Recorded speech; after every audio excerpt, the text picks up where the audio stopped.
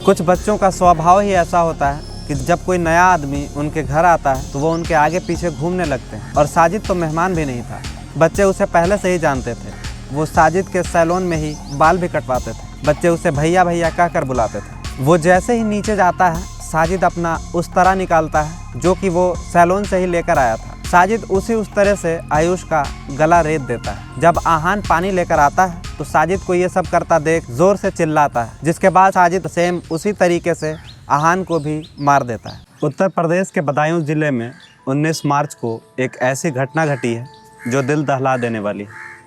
19 मार्च की रात 7:30 बजे साजिद नाम का एक व्यक्ति जो कि नाई का काम करता था, वो अपने दोस्त जावेद के साथ एक घर में जाता है और उस घर के छत पर एक साथ 2 मासूम बच्चों आयुष और आहान को मौत के घाट उतार देता है। ये कहानी ऐसी कहानी है जिसे सुनकर कठोर से कठोर दिल वाले लोगों का दिल भी दहल जाएगा। पूरी कहानी क्या है, आइए इस वीडियो में जानते हैं। बदायूं में एक कॉलोनी है जो बाबा कॉलोनी के नाम से जाना जाता है। इस कॉलोनी में एक रोड है, रोड के दोनों साइड लोगों के घर और कई सारी दुकानें भी बनी हुई हैं। उसी रोड के एक साइड में एक सैलून की दुकान थी जिसके मालिक का नाम साजिद था। इस सैलून में साजिद का दोस्त जावेद भी काम किया करता था। उसी सैलून के जस्ट ऑपोजिट साइड में विनोद कुमार नाम के एक व्यक्ति का घर भी था जो अपनी पूरी फैमिली के साथ वहां रहते थे। क्योंकि साजिद और विनोद दोनों अड़ोस पड़ोस में ही रहते थे, इस वजह से दोनों की आपस में जान पहचान भी थी। दोनों लोगों के बीच एक आध बार नॉर्मल बहस भी हो चुकी थी, मगर फिर भी साजिद से उनकी बातचीत बंद नहीं हुई थी। दोनों के आपस में अच्छे संबंध थे। विनोद की फैमिली में उनकी बीवी और माँ के साथ उनके 3 बेटे भी रहते थे। 19 मार्च को साजिद विनोद के घर जाता है और आवाज़ लगाता है। आवाज़ सुनकर विनोद की पत्नी बाहर आती है। साजिद उनसे पूछता है कि विनोद घर पर हैं क्या। विनोद की पत्नी कहती है कि नहीं, वो तो घर पे नहीं है। क्यों, क्या हुआ? साजिद कहता है कि मेरी बीवी की तबीयत ख़राब है और वो हॉस्पिटल में एडमिट है। मैं यहाँ विनोद से मिलने आया था और उनसे मुझे 5,000 रुपये चाहिए थे। विनोद की पत्नी कहती है कि अंदर आ जाओ, तुम सोफे पर बैठ जाओ, मैं चाय बना कर लाती हूँ, तब तक शायद विनोद भी आ जाएंगे। विनोद की पत्नी चाय बनाने जाती है। इससे आप समझ सकते हैं कि साजिद का विनोद के घर वालों के साथ रिश्ते ख़राब तो नहीं थे, मगर उस वक्त तक विनोद की पत्नी को इसका आभास भी नहीं था कि साजिद मेरे घर में किस नीयत से आया है। अगर उन्हें पता होता तो शायद उन्होंने कभी साजिद को अंदर आने को ही ना कहा होता। साजिद अंदर आता है और सोफे पर बैठ जाता है। साजिद को बिठाकर विनोद की वाइफ यानी कि आहान और आयुष की माँ चाय बनाने चली जाती है। 5,000 रुपये तो एक बहाना था, साजिद असल में कुछ और ही मकसद से आज इस घर में आया था। उस घर में विनोद के 3 बच्चे थे। उनमें से बड़े वाले का नाम आयुष था जो कि 13 साल का था, और सबसे छोटे वाले लड़के का नाम आहान था जो कि मात्र 6 साल का था। वे तीनों साजिद को देखकर उसके आसपास ही खेलने लग जाते हैं। साजिद विनोद की पत्नी से कहता है कि विनोद जी को कॉल कर लीजिए ताकि पता चल जाए कि वो कब तक घर लौटेंगे। वो विनोद को कॉल लगाती है और साजिद की बीवी की हॉस्पिटल में एडमिट होने की बात बताती है और कहती है कि साजिद 5,000 रुपये उधार मांग रहा है। फ़ोन पर विनोद कहते हैं कि उसे पैसे दे दो, वो बाद में लौटा देगा। वो कहती हैं कि ठीक है, मैं पैसे दे देती हूँ। लेकिन इधर साजिद के मन में कुछ और ही चल रहा था। वो विनोद के घर वालों को कहता है कि जब तक विनोद घर नहीं आ जाते मैं तब तक घर के छत पर घूम लेता हूँ। घर वालों को भी इसमें कोई दिक्कत नहीं लगती।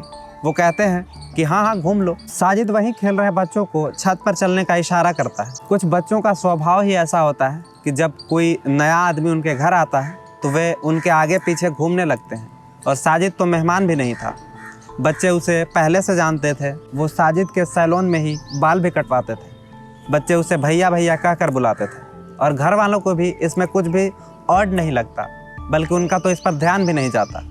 उनमें से 2 बच्चे आयुष और आहान साजिद के साथ छत पर चले जाते हैं। साजिद छत पर जाते ही छोटे भाई आहान को पानी लाने के लिए नीचे भेज देता है। वो जैसे ही नीचे जाता है, साजिद अपना उस तरह निकालता है जो कि वो सैलून से ही लेकर आया था। साजिद उस तरह से आयुष का गला रेत देता है। खून निकलकर साजिद के मुंह पर भी पड़ता है और साजिद भी खून से सन जाता है। जब आहान पानी लेकर आता है तो साजिद को ये सब करता देख जोर से चिल्लाता है, जिसके बाद साजिद उसे भी पकड़ लेता है और सेम उसी तरीके से आहान को भी मार देता है। आहान की चीख सुनकर दौड़ता हुआ उसका तीसरा भाई जो कि नीचे ही खेल रहा था वो भी आता है। साजिद 2 भाइयों को मारने के बाद उसे भी पकड़ने की कोशिश करता है और उस पर भी अपने उस तरह से हमला करता है, मगर वो बच्चा साजिद को धक्का मारता है और नीचे भाग जाता है और घर वालों को बताता है कि साजिद ने उसके 2 भाइयों को जान से मार दिया। घर वाले देखते हैं कि उस बच्चे के हाथ के अंगूठे से भी खून टपक रहा था। ये चोट साजिद के ही हमले के दौरान उसके उस तरह से लगी थी।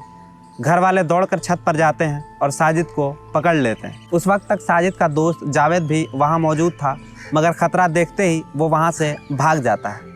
घर वाले देखते हैं कि उनके 2 बेटे आयुष और आहान छत पर मृत पड़े हुए हैं और उन दोनों का गला रेता हुआ है। उनके शरीर से खून अभी भी निकल रहा था। कुछ घर वाले साजिद को पकड़ते हैं और पुलिस को कॉल करते हैं। पुलिस घटनास्थल पर पहुंचती है और साजिद को गिरफ्तार कर लेती है।